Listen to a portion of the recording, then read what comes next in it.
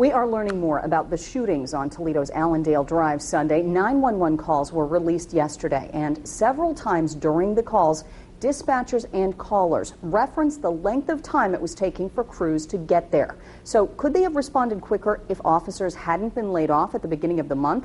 Michelle Zepeda joins us live with what TPD has to say about it. Well, Rick Carr was on the phone with dispatchers for more than 11 minutes before getting frustrated over how long it was taking crews to arrive, and then he hung up. Janet Murphy called police when Carr started shooting her family, and police didn't arrive for 6 minutes. So are these times acceptable? Police say this man, Rick Carr II, was delusional when he called 911 to report his parents' murder. They killed my parents. They killed my brother. Who did? My neighbors.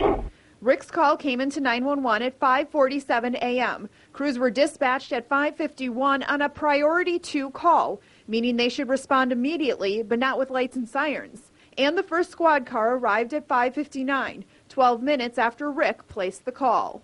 How long does it take for emergency 911 to get here?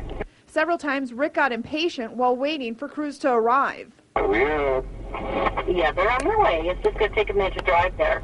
Actually, we had to pull a crew from a long distance off. The crew that was the closest to the Point Place neighborhood was in East Toledo that morning. Rick hung up, and the neighborhood was quiet for about 2 hours. Then... Hello? Hello? Janet Murphy called from inside her home after Rick barged in with 2 guns. I hurt me. Hurry. I'm bleeding all over. Janet placed the call at 7:54 a.m. 10 crews were dispatched immediately on the highest priority from South and Central Toledo and arrived 6 minutes later.